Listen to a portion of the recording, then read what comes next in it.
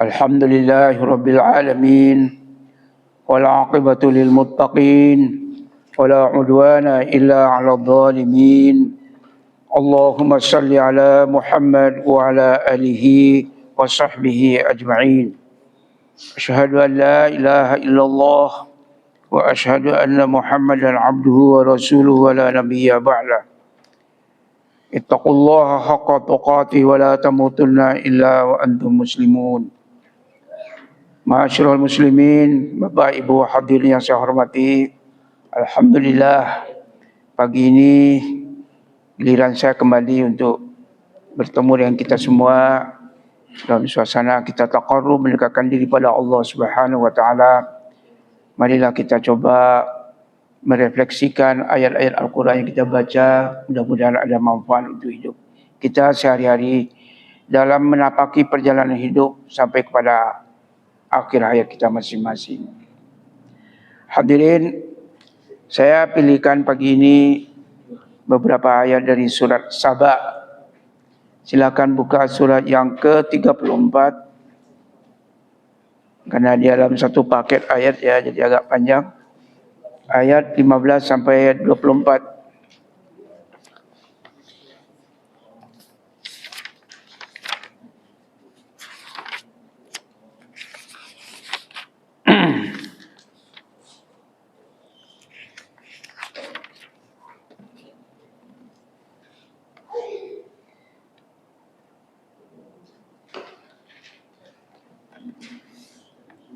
Ayat 15 ya.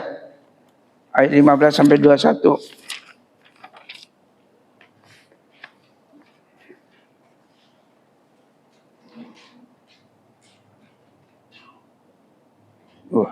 Terlalu panjang ya. Kita potong aja Pak. Sampai ayat ini aja. Ayat 18 saja Pak. Surat Saba, surat 34, ayat 15 sampai 18.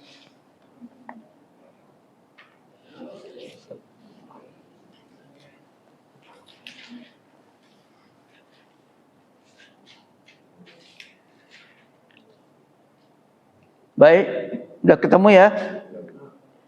Marilah kita baca bersama Saba ayat 15 sampai dengan 18. A'udzu billahi minasy syaithanir rajim. Bismillahirrahmanirrahim.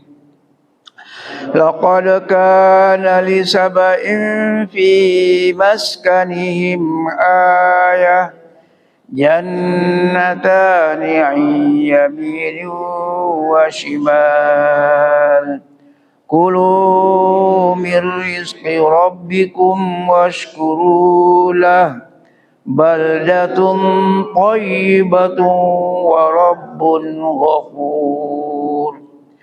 فأعرضوا فأرسلنا عليهم سيل العرب وبدلناهم بجنتين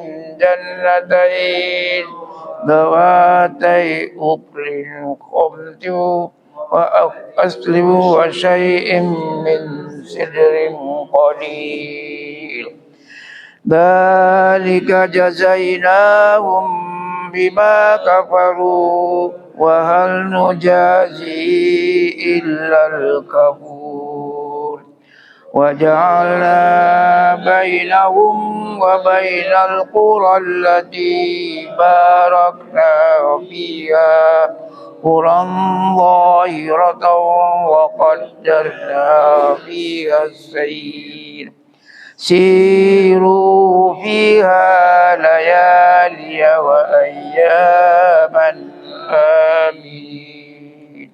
Sadaqallahul 18. Ya, silakan terjemahkan Pak.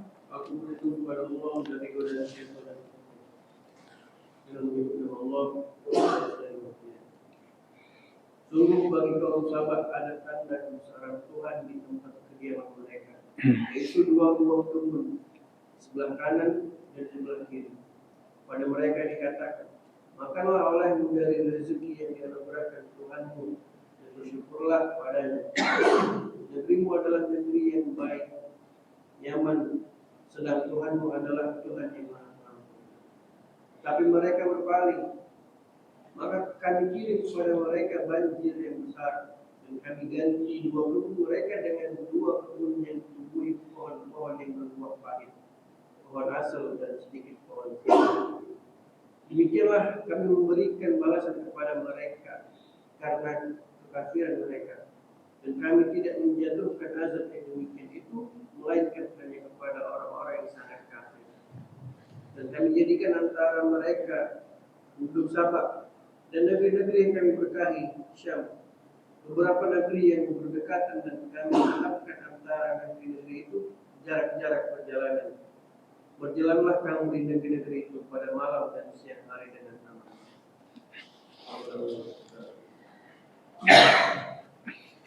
Ibu bapak hadirin yang saya hormati, ini ayat tentang negeri Sabak. Ayat ini tidak mencerminkan semata tentang apa yang terjadi pada masa jauh sebelum Nabi Muhammad SAW diutus menjadi Rasul, tapi dia juga menjadi pelajaran sepanjang zaman sampai nanti pada masa sekarang juga terus sampai pada akhir zaman. Ayat ini akan tetap berlaku sebagai sebuah pelajaran berharga bagi manusia. Marilah kita coba melihat apa saja yang diceritakan Allah tentang negeri Sabak ini. Pertama, lebih dulu, di manakah atau di mana tempat dari negeri Sabak itu? Menurut tafsir Wahbah Zuhaili, tafsir Al-Munir yang kita pakai ini, Sabak itu sebenarnya sebuah kabilah. Kalau bagi kita mungkin sebuah suku bangsa gitu ya. Katakanlah Sunda, Jawa, Aceh, Minangkabau, apa. Dan dia adalah sebuah kabilah yang terletak di negeri kabilah Arab. Ya, kabilah Arab yang terletak di negeri Yaman. Min qabail Arabil ariyati fi biladil Yaman. Jadi cerita ini adalah cerita tentang negeri Yaman jauh sebelum Rasulullah diangkat atau diutus sebagai Rasul. Ya, negeri itu dipandang sebagai bahagian dari Jazirah Arab. Disebut dia dengan nama Sabak karena Sabak itu adalah nama dari salah seorang nenek bangsa Arab. Jadi Yaman itu adalah Arab. Siapakah nama Sabak itu? Sabak namanya adalah Sabak ibnu Yash Jub ibnu Ya'rub ibnu Qahtan. Jadi Qahtan itu adalah sebuah bahagian dari Jazirah Arabia yang kita kenal sekarang. Dan karena itu negeri ini pada masanya itu adalah negeri yang makmur sekali. Negeri yang digambarkan punya bendungan air. Ada Ma'rab di negeri Yaman itu yang letaknya dalam jarak dengan San'a, ibu kota Yaman sekarang, itu jaraknya kira-kira 3 hari perjalanan. Ya, perjalanan unta gitu ya. Barangkali saja ya. Jaraknya antara sini sampai ya mungkin sampai Tegal atau apa gitu ya. Enggak tahu lah ya. Perjalanan masa lalu itu kan tidak bisa kita ukur gitu ya. Jadi negeri ini Allah jadikan sebagai sebuah ibrah, sebagai sebuah pelajaran bagi manusia.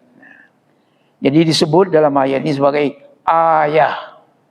Ayah itu tanda-tanda keagungan, kebesaran, kekuasaan Allah, otoritas mutlak yang tidak bisa dibantah oleh manusia sepanjang waktu.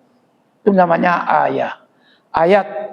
Jadi ayat yang sifatnya kauniyah, dan ayat kauniyah itu disebutkan Allah dalam ayat yang terdapat dalam Al-Quran. Baik, mari kita coba hadirin melihat lebih lanjut tentang negeri Sabak. Sekarang orang banyak membicarakan tentang soal Yaman ya. Yaman yang kait dengan habaib. Habib. Nah, kita tidak bicara tentang sengketa yang luar biasa ya Pak Endro ya. Pertentangan antara habaib yang ditandai dengan Ba'alwi, apakah dia keturunan Nabi atau bukan. Aneh juga orang sekarang menceritakan tentang keturunan itu ya. Ya begitulah kita bangsa Indonesia ini selalu disibukkan dengan agenda-agenda yang kadang-kadang terasa juga itu merugikan kita sendiri. Mestinya yang merasa keturunan Nabi mestinya berbuat lebih baik, menjadi contoh teladan di tengah masyarakat, tidak membanggakan nenek moyang. Sebaliknya juga untuk apa keturunan orang lalu dipersoalkan ya. Nenek moyang orang kok dipersoalkan, itu sebenarnya kan sama-sama nanti salahnya. Kalau ternyata tuh klaimnya itu benar, nah yang menuduh gimana? Atau sebaliknya ternyata itu klaimnya benar, nah bagaimana yang selama ini sudah mengaku dirinya menjadi keturunan Nabi itu. Jadi ini kita tidak masuk ke wilayah itu. Kita hanya cerita tentang negeri Sabak berdasarkan ayat yang kita baca ini. Hadirin, jadi di dalam ayat ini dikatakan laqad kana li Saba'in, sungguh pada negeri Sabak itu,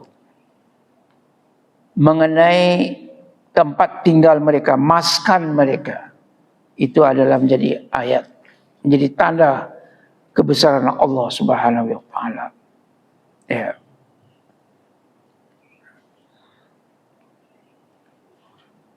Dalam asbabun nuzulnya disebutkan ayat ini turun ketika seorang sahabat bernama Farwah ibnu Musaik al-Ghatfani, orang Ghatfan. Dia bertanya kepada Nabi, "Ya Nabi Allah, inna Saba qaumun kana lahum fil jahiliyati izzun. Wa inni akhsha ayyartaddu 'anil Islam. Afa uqatiluhum?" Wa qala ma umirtu fi syai'in ba'du fa anzaltu hadhil ayat fa unzilat hadhil ayat laqad kana li sab'in fi maskanihim ayat.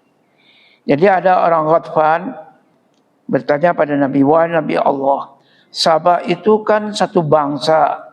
Pada masa jahiliyah dia mendapatkan sebuah kebesaran, keagungan, kemuliaan. Saya khawatir ya Rasulullah, wa ini akhsha. Saya khawatir ayyartaddu anil Islam. Setelah mereka datang, setelah mereka menjadi muslim, mereka nanti kembali lagi murtad dari agama Islam." Jadi ceritanya gini Pak, Musa al-Ghatfani ini kan sudah sahabat Nabi. Dia kenal betul karakternya orang Sabah, orang Yaman yang letaknya 3 hari perjalanan dari Sana'a tadi itu. Dan Nabi mengutus sahabat bernama Mu'az bin Jabal berangkat mengislamkan negeri Sabah. Negeri Yaman lah gitu. Yang di antaranya terdapat di situ Sabah dengan bendungan besar yang subur sekali itu. Kiri kanan ada kebun. Saya khawatir ya Rasulullah kalau nanti setelah mereka Islam, mereka nanti kembali lagi murtad. Karena melihat pada masa jahiliyah mereka justru adalah orang-orang yang gagah perkasa. Apakah nanti akan murtad lagi tidak mereka? Saya khawatir. Karena itu ya Rasulullah, apa uqatiluhum? Boleh tidak saya memerangi orang Sabah? Kalau ternyata nanti mereka murtad lagi. Nabi menjawab, ma umirtu fihim bisyai'in ba'd. Saya tidak diperintahkan apapun mengenai soal itu, sedikit pun juga belum ada perintah dari Allah. Maka turunlah ayat laqad kana li saba'in fi maskanihim ayat. Jadi Allah turunkan ayat, nah ini loh cerita tentang negeri Sabah yang makmur, tapi kemudian mereka mengingkari ajaran Allah, kufur dan selanjutnya. Oleh karena itulah hadirin, negeri Sabak yang dimaksudkan tadi itu adalah negeri yang dulu dari keturunan-turunannya itulah dulu negeri yang diperintah oleh seorang ratu yang bernama Bilqis. Ingat kita Nabi Sulaiman kan ya? Jadi Nabi Sulaiman itu adalah kemudian mengawini Bilqis, raja yang kemudian ditundukkan karena teknologi yang sangat modern. Bisa memindahkan negeri itu dalam sekejap mata. Karena yang disuruh oleh Sulaiman adalah jin ifrit yang punya kemampuan teknologi kayak kita sekarang model digital sekarang lah kira-kira begitu ya. Nah, jadi mereka mendapatkan nikmat yang besar, negeri mereka subur, kehidupannya makmur, rezeki datang dari mana-mana, tumbuh-tumbuhannya banyak sekali jenisnya. Pokoknya Allah tabaraka wa ta'ala itu sangat memperhatikan negeri Sabak yang begitu subur. Oleh karena itu kepada mereka dikirim Rasul untuk menyuruh mereka agar dapatlah hendaknya berbagai nikmat yang diberikan Allah itu mereka respon dengan rasa syukur kepadanya. Nikmatilah segala pemberian Allah itu disertai dengan rasa syukur. Hendaklah mereka bertauhid, jangan mempersekutukan Allah dalam ibadahnya. Ya. Tapi begitulah Pak, orang kalau sudah makmur, subur, senang, bahagia, ada kecenderungan untuk menjadi kufur. Menjadi kufur nikmat, membangkang kepada Allah dan Rasul. Itu biasa terjadi begitu. Lalu mereka menolak ajakan para Rasul tadi itu. Sehingga akhirnya Allah datangkanlah sailal arim.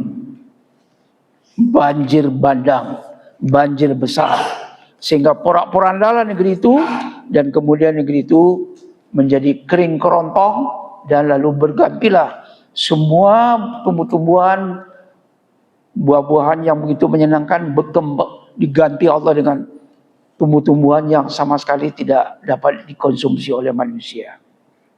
Maaf Pak, pertanyaannya, negeri itu kan selalu disebutkan oleh Allah ketika dia masih subur, taat pada Allah, itu adalah baldatun thayyibatun. Adalah negeri yang thayyib. Thayyib, negerinya subur, tumbuh-tumbuhannya memproduksi berbagai buah-buahan yang sangat dibutuhkan manusia, ada bendungan air dan sebagainya. Pokoknya peninggalan dari negeri Ratu Bilqis itu luar biasa. Oleh karena itu disebutlah negeri itu sebagai negeri baldatun thayyibah. Negeri itu adalah negeri yang dilindungi, diproteksi atau dianugerahi oleh Allah, Tuhan yang Maha Pengampun. Wa Rabbun Ghafur. Bukankah ini yang sering disebut kalau masa-masa Orde Baru dulu Pak, kalau kita mengikuti berbagai macam pidato-pidato para pejabat Pak. Nah itu kalau menggambarkan negeri yang makmur itu Indonesia ini apa? Baldatun thayyibatun wa rabbun ghafur. Itu negeri Sabak itu, baldatun thayyibatun wa rabbun ghafur itu adalah negeri Sabak. Nah, ingat kemakmuran Indonesia yang segala-galanya ada di sini. Buminya, lautnya, hutannya, gunung-gunungnya, pulaunya, semuanya itu jangan-jangan negeri Indonesia ini sebelum rusak hutan-hutannya yang terjadi sekarang, jangan-jangan ini adalah protektif kedua setelah Sabak yang disebutkan Allah. Ya, ini kan seperti kata orang, negeri Indonesia ini adalah sebungkal tanah yang diturunkan Allah dari surga. Bagi orang asing, Indonesia ini adalah luar biasa. Semuanya ada di Indonesia gitu. Orang cuma kalau Arab barang tambang doang. Tapi dah ada tumbuh-tumbuhan, kering kerontong. Saudi Arabia itu mungkin 90% adalah padang pasir dulunya, sekarang minyaknya melimpah. Pokoknya negeri-negeri yang makmur itu hendaknya berkaca, belajar, ambil ibrah dari Sabah yang disebutkan dalam ayat ini. Kalau nanti ini tidak diikuti, sangat mungkin terjadi negeri Indonesia itu akan mengalami seperti Sabah setelah dihancurkan Allah. Kalau di sana dihancurkan Allah dengan sailal arim, banjir bandang. Nah, kalau nanti terjadi sesuatu akibat ulah perbuatan manusia, sangat mungkin juga akan menimpa negeri kita yang tercinta ini. Ini Pak, Allah Subhanahu wa taala menyebutkan Sabah sebagai contoh yang patut untuk menjadi ibrah bagi kita manusia. Sayang sekali Pak, pengajian-pengajian semacam ini agak kurang diminati atau bagaimana tuh ya. Kalau sudah menyangkut tentang benar-benar kita mengkaji ayat, itu tidak banyak peminatnya. Nah, yang dikhawatirkan itu seperti yang dikhawatirkan oleh Rasulullah Sallallahu Alaihi Wasallam. Ini Pak Ustaz Marzuki, ini teman saya sudah lama nih Pak. Sejak tahun 90 nih Pak Marzuki teman saya. Jadi kalau kita nih orang-orang pesantren ya.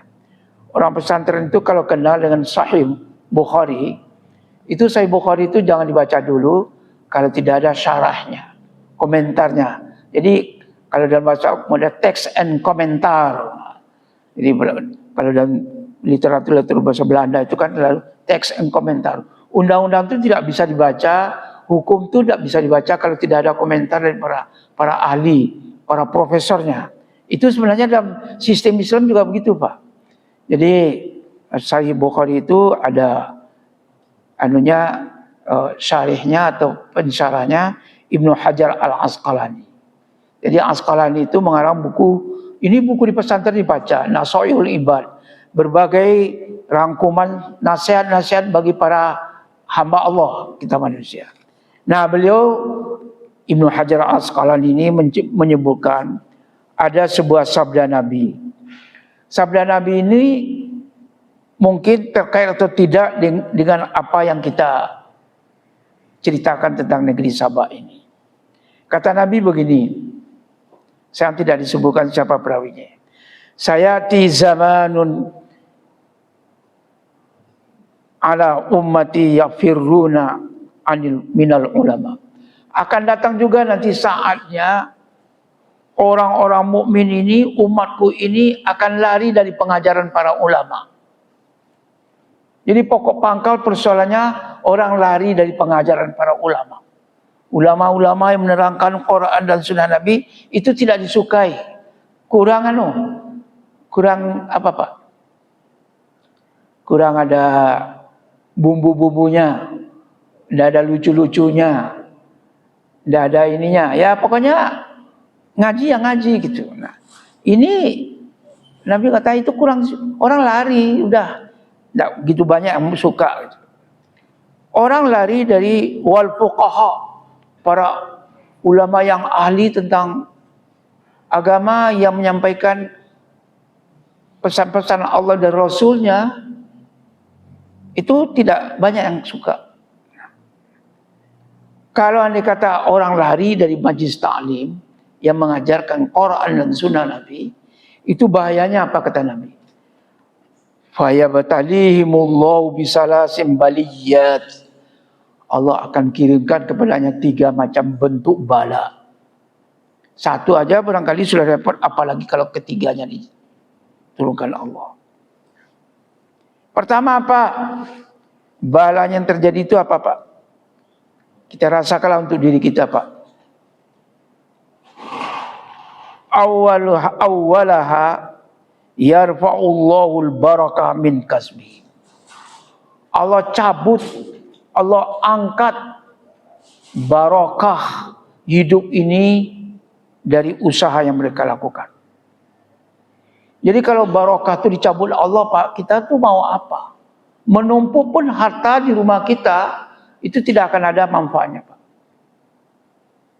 Walaupun berderet banyaknya mobil dalam garasi, walaupun sekian banyaknya rumah kita miliki, walaupun sekian banyaknya perusahaan yang diberikan Allah, itu kalau Allah cabut berkahnya, tidak ada arti sama sekali itu. Itu yang banyak terjadi. Harta banyak, tapi juga Allah datangkan, Allah cabut barakah. Apalagi kalau Allah cabut barakah disertai dengan datangnya berbagai macam penyakit yang menimpa diri. Na'udzubillahi min dzalik. Ilmu dicabut Allah barakahnya. Ilmu banyak, tapi artinya ilmu itu malah menyengsarakan orang. Disuruh belajar ekonomi, malah akhirnya tahu bagaimana cara-cara bisa korupsi. Disuruh belajar hukum, tapi justru bagi pasal-pasal mana yang bisa menguntungkan, membebaskan orang dari tuntutan pidana dan sebagainya. Jadi persoalan pokok mengapa cerita tentang Sabah itu, Pak, kita khawatir kalau barokah Allah dicabut dari kita. Khawatir nanti negeri kita ini bisa menjadi negeri Sabah setelah Allah turunkan laknat. Itu satu, Pak. Yang kedua apa? Wathaniyatu, nah ini lebih lagi, Pak. Yusallitullahu ta'ala alaihim sultanan zaliman. Allah berikan kuasa memerintahkan negeri itu kepada para penguasa itu yang karakternya adalah sultanan zaliman. Sultan zaliman, penguasa yang zalim. Yang sekarang ditandai dengan oligarki. Ya kan, Pak? Ditandai dengan apa lagi namanya gitu ya. Kalau dulu namanya nepotisme, Pak. Di zaman ketika Pak Harto turun dulu namanya nepotisme. Sekarang ganti dengan oligarki. Itu semuanya yang berkuasa. Jadi kalau telah terjadi oligarki, dia kuras habis itu kekayaan alam menurut maunya dia. Berlakulah nanti apa yang dikatakan dalam surah Ar-Rum. Dhaharul fasadu fil barri wal bahri bima kasabat aydin nas liyudhiqahum badal ladzi ma amilu la'allahum yarji'un. Kalau tidak salah begitu bunyi ayat. Terjadi kerusakan di daratan dan di lautan akibat dari perbuatan ulah perbuatan manusia. Agar kami rasakan kepada mereka sebagian dari ulah pekerjaan perbuatan yang mereka lakukan. La'allahum yarji'un. Mudah-mudahan mereka sadar kembali pada jalan yang benar. Jadi yang kedua, Pak, tanda-tanda negeri itu akan mendapatkan bala dari Allah seperti yang ditimpakan kepada negeri Sabah, sultanan zaliman. Itu, Pak. Kalau anda kata negeri yang makmur apa, Pak? Sultanan nasira. Para penguasa yang rahim, santun pada rakyat jelata, pada mereka yang miskin, anak yatim.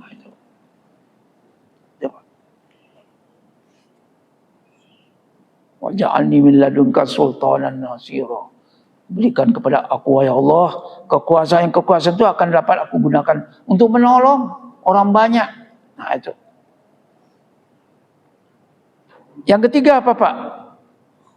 Nah. Wasalisatu yakhrujuna minal dunya bighairi iman. Ketiga, nanti orang berbondong-bondong murtad dari agama. Yakhrujuna min iman, yakhrujuna minad dunya, meninggalkan dunia ini imannya kosong. Bisa dia murtad, bisa dia ketika meninggal itu tidak ada lagi tersisa imannya. Cuma barangkali masih Islam tapi tidak ada iman. Nah itu yang cerita tadi dari siapa? Musaik Al-Ghatfani tadi itu. Ya Rasulullah, dulu kan orang sahabat itu jaya. Pada masa jahiliyah mereka jaya. Saya khawatir kalau mereka murtad dari agama Islam. bayang-bayang murtad itu juga bisa terjadi. Apalagi kalau teori siklus berdasarkan historis perjalanan sejarah, Pak.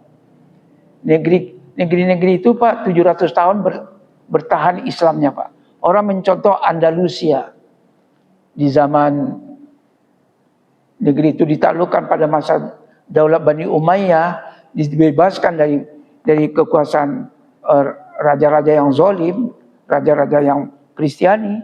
Negeri itu menjadi Muslim, mulai daripada panglima perang apa namanya, yang di Gibraltar itu apa namanya, kok lupa. Yang penakluk pertama itu ya ke sana tuh Tariq bin Ziyad ya, terkenal itu Tariq bin Ziyad yang pasukan pertama datang ke sana, lalu terjadilah pembebasan kota negeri-negeri Spanyol itu. Nah, menyusul Islam berkuasa di sana selama 700 tahun. 700 tahun lalu kemudian runtuh kembali. Menjadilah dia negeri kembali negeri ya. Hanya 3 pilihan bagi orang Islam. Dibunuh, diusir, atau murtad dari agamanya. Itu Pak, kalau bala sudah turun Pak. Jadi itu makanya tadi mohon maaf ya semua kita yang mendengar ini. Ini ayat koreksi yang paling pas untuk negeri kita sekarang. Saya tidak mengait-ngaitkan dengan anu, tapi begitulah kira-kira Pak. Negeri yang makmur itu bisa terjadi seperti yang kita ceritakan tadi. Kalau nanti masih ada waktu kita akan cerita lagi tentang negeri Sam, tapi waktu kita terlalu pendek untuk itu ya. Jadi itulah fa'aradu fa'arsalna alaihim sailal arim wa baddalnahum bi jannatayn zawatai ukulin khamtin wa aslin wa shidrin wa syai'in min sidrin qalil. Jadi yang pertama yang dihajarnya lebih dulu adalah oleh banjir bandang tadi. Setelah banjir bandang, negeri itu kering kerontong. Terjadi kemarau panjang. Yang tumbuh cuma apa? Dulu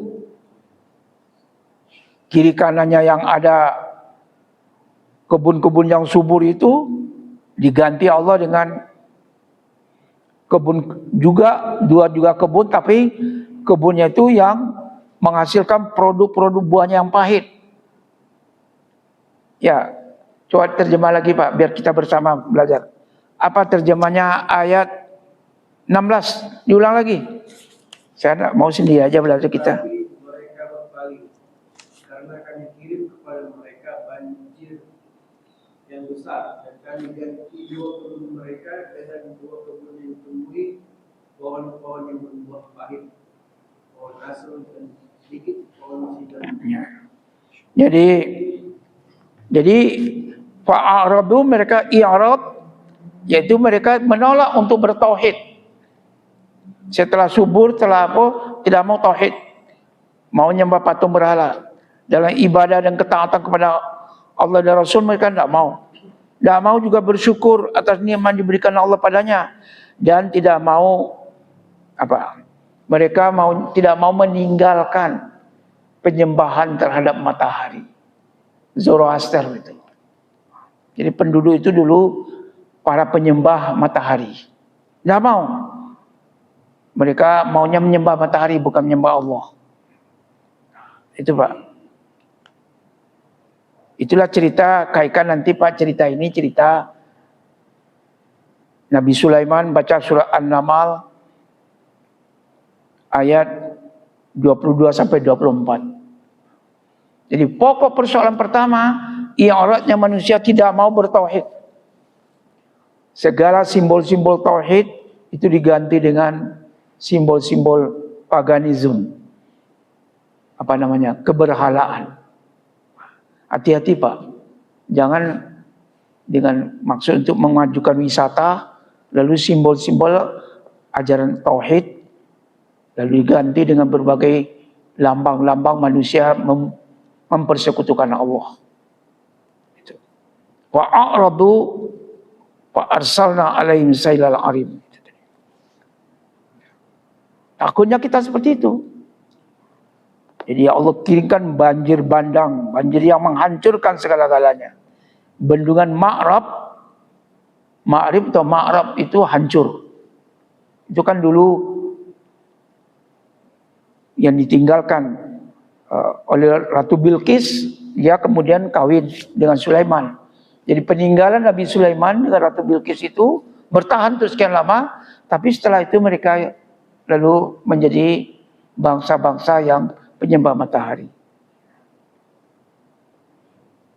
Oleh karena itulah hadirin, menurut cerita yang disebutkan dalam ini, hancurnya kedua kebun yang subur itu, kebun yang menghijau, yang subur itu, yang tinggal lagi cuma sedikit pohon-pohon yang pahit tadi itu ya. Dan tidak lagi memenuhi kebutuhan masyarakat. Oleh karena itulah Allah Subhanahu wa taala mengingatkan kepada kita, bunyi ayat tadi itu, dzalika jazainahum bima kafaru. Begitulah kami memberikan balasan karena kekufuran mereka. Wa hal nujazi illal kafur. Bukankah tidaklah ada balasan dari kami kecuali karena kekufuran juga, bukan karena Allah zalim. Wa ja'alna bainahum wa bainal qura allati barakna fiha. Maka kami jadikan antara negeri yang sudah hancur, yang sudah rusak karena banjir besar itu, dengan negeri-negeri yang terletak di sekitarnya yang kami masih berkati, itu negeri-negeri Syam dan sebagainya. Quran dhahiratan, negeri yang masih nyata terlihat. Wa qaddarna fiha sair, kami tetapkan ukuran jalan jarak antara dia negeri itu dengan negeri Sabak yang sudah hancur. Karena itu apa? Tugas kita, siru fiha layaliya wa ayyaman aminin. Pergilah tengok negeri-negeri yang sudah hancur, yang rusak itu, pergilah jalan sana. Pelajari apa yang dapat kamu ambil ibrah dari negeri-negeri yang sudah menerima hukuman dari masa lalu. Termasuk negeri Sabah, kaum Ad, kaum Samud, termasuk juga muminya Firaun di Mesir. Jadi tujuan wisata menurut Islam adalah mengoreksi diri kita, sekaligus mengambil pelajaran dari apa yang telah terjadi pada masa lalu. Sayang Pak, kalau kita yang sudah haji pernah tidak pergi ke Madian? Saya belum Pak. Dulu ada teman cerita, kalau kita dari Arab, dari Medina, sudah boleh ada wisata ke Madian. Itu negeri makmur dulu tuh, lalu hancur karena mempersekutukan Allah, membangkang kepada Rasul, akhirnya negeri itu hancur. Kalau tidak salah, negeri Madian adalah negerinya kaum Syuaib. Jadi Allah Subhanahu wa taala, kalau kita mau wisata Pak, berwisatalah untuk mencari sesuatu yang bermanfaat untuk memperbaiki pola berpikir kita yang barangkali masih ada sumber-sumber atau kotoran-kotoran syiriknya, agar kita itu menjadi bebas dari syirik, kufur, maksiat seperti yang disebutkan dalam ayat ini. Mungkin ada yang bertanya Pak, Ibu? Ya. Terkait azab yang ditimpakan pada Nabi Sallallahu. Ini kan dikirimlah banjir yang besar, mungkin kayak banjir bandang yang terjadi di Sumatera. Ya. Nah di sini kan juga diganti korban itu dengan korban yang baik. Dan dilanjutkan nanti 17, demikian orang yang berikan batu kepada mereka karena kafir mereka, dan kami tidak menjatuhkan azab yang demikian itu melainkan hanya kepada orang-orang yang sangat kafir. Berarti azab banjir bandang besar itu ditimpakan hanya untuk orang kafir, atau orang-orang yang beriman di negeri itu terkena dampak dari azab itu. Jadi konsep azabnya gimana? Ya, Sebenarnya ayat ini tidak berdiri sendiri. Di dalam ayat lain dikatakan Allah dalam surat Anfal kalau tidak salah ya. Ittaqu fitnatan la tusibanna alladziina dzalamu minkum khassah. Wa'lamu annallaha syadidul iqab. Kalau sudah terjadi sebuah fitnah, dalam ayat ini namanya fitnah, suatu azab dari Allah, itu tidak hanya orang-orang yang berbuat zalim saja yang terkena. Itu dia bisa merata. Bisa terkena juga orang baik-baik. Orang yang tidak berdosa, maaf. Kalau kita lihat kasus kemarin banjir bandang yang melanda Sumatera, belum tentu juga yang berbuat jahat kena. Dia adanya di Jakarta yang memporak-porandakan hutan-hutan itu, pengusaha-pengusaha yang ada di Jakarta. Mereka malah losos. Yang terkena siapa? Penduduk negeri itu yang kena. Nah, jadi kalau kezaliman itu tidak bisa dicegah, menurut Quran, ayat lain, itu yang terkena tidak hanya orang zalim. Orang berbuat baik pun juga kena. Oleh karena itulah hadirin, memang peringatan Allah dalam surah Al-Anfal ayat 25. Coba dibaca. Bisa dilihat surah Anfal ayat 8. Wattaqu fitnatan la tusibanna alladziina dzalamu minkum khassah. Wa'lamu annallaha syadidul iqab. Berhati-hatilah kalian, cegahlah jangan sampai terjadi sebuah musibah besar yang tidak hanya menimpa orang-orang yang berbuat zalim saja. Semua kena. Wa'lamu annallaha syadidul iqab. Ya, ketemu ya surat Al-Anfal ayat 8. Ayat 25. Itulah sebabnya Nabi mengatakan barisan nahi mungkar itu bisa lebih utama dibanding barisan amar ma'ruf. Karena mereka lah yang mencegah gitu. Mereka lah yang mengingatkan dengan berbagai cara agar jangan terjadi kezaliman. So kalau andai kata kezaliman terjadi, hancur tidak hanya yang berbuat jahat hancur, tapi yang berbuat baik juga bisa hancur, kena. Jadi saya sebutkan dia di sini dua hal, Pak, menjawab melengkapi pertanyaan tadi. Pertama, Nabi mengatakan ibarat orang mencegah nahi mungkar itu, melakukan nahi mungkar, mencegah kemungkaran, ibarat orang yang sedang naik kapal. Kita ini semua naik kapal atau naik perahu lah kalau zaman Nabi. Di antara sekian banyak penumpang itu kan ada yang duduk di atas dan duduk di bawah. Ada seorang penumpang, dia congkel tempat duduknya. Congkel tempat duduknya. Congkel. Temannya bilang, loh kok kamu congkel? Ya emangnya ada apa? Ya ini kan nanti tenggelam. Kapalnya bocor, tenggelam. Yalah, urusan apa dengan kamu? Ini kan tempat duduk, saya kan bayar. Saya bayar tiket. Saya bayar tiket, terserah saya dong. Jadi kata Nabi, kalau kamu tetap biarkan, kamu cegah dia congkel itu, sampai nanti kapalnya bocor, tidak hanya dia yang tenggelam, kamu tenggelam juga semuanya. Itu Nabi menerangkan gitu. Yang kedua, Nabi sudah mengira akan banyak kita orang-orang saleh, orang baik-baik ini yang akan terkena fitnah. Bencana gitu. Jadi Nabi mengajarkan doa kepada kita.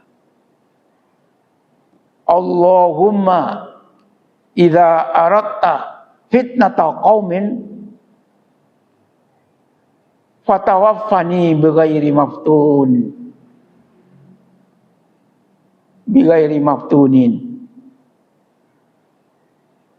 Idza aradta fitnata qaumin, ada yang katakan fatawaffana bighairi maftunin. Kalau engkau sudah berkehendak, beriradah wahai Allah, hendak mendatangkan musibah, bencana, azab kepada satu bangsa, satu kaum, mohonlah kiranya engkau wafatkan kami dulu sebelum terjadinya musibah itu. Supaya kami tidak tercatat sebagai orang yang mati karena azab dari Allah. Padahal kami tidak bersalah. Ini Pak, inilah yang banyak terjadi itu ya. Bencana-bencana yang besar sudah menimpa negeri kita. Ya, yang sudah diajar Sumatera sudah 2 kali itu. Pertama tsunami yang besar ya, tsunami Aceh. Yang kedua banjir bandang kemarin itu. Sebelumnya lagi Sumatera Barat terkena juga apa yang disebut namanya gampo kata orang Padang, gempa. Jadi itu sudah banyak. Pelajarilah kembali, pasti sebab-sebabnya adalah kita. Jadi maka saya ceritakan lagi tadi Pak, ini Nasohil Ibad ini buku pesantren ini. Saya tidak ada, tapi sudah ada bahasa Indonesianya ya. Itu betul itu. Musibah itu bisa terjadi di antara 3 hal. Allah cabut berkah, nah itu sudah makan itu sudah seperti apa ya? Makan itu sudah tidak ada lagi nikmatnya. Allah cabut berkah. Allah datangkan penguasa yang zalim. Dan yang 3, meninggal dunia itu kosong iman. Naudzubillah. Saya tidak menakut-nakuti, ini adalah firman Allah. Mari hadirin kita ambil pelajaran dari surat Saba ini. Bacakan kembali di saat kita merenungkan nasib bangsa kita yang besar ini. Mudah-mudahan simbol-simbol baldatun thayyibatun wa rabbun ghafur itu masih tetap bertahan di bumi Indonesia yang tercinta ini. Karena kalau siklus 700 tahun tadi itu berlaku Pak. Kalau andai kata agama Islam masuk ke Indonesia itu abad ke-13, sekarang Pak Endo sudah abad ke-20. Sudah mau masuk abad ke-21. Ya, kalau terjadi siklus itu ada na'udzubillah. Enggak tahulah negeri kita ini seperti apa nanti. Mohon maaf sekali lagi, terima kasih. Semoga bermanfaat. Jika salah, saya nyampaikan pesan-pesan Allah dan Rasul ini, saya mohon ampun pada Allah dan minta maaf pada kita semua. Semoga bermanfaat. Subhanaka la ilma lana illa ma 'allamtana innaka antal alimul hakim. Wabillahi hidayah wa taufiq. Assalamualaikum warahmatullahi wabarakatuh.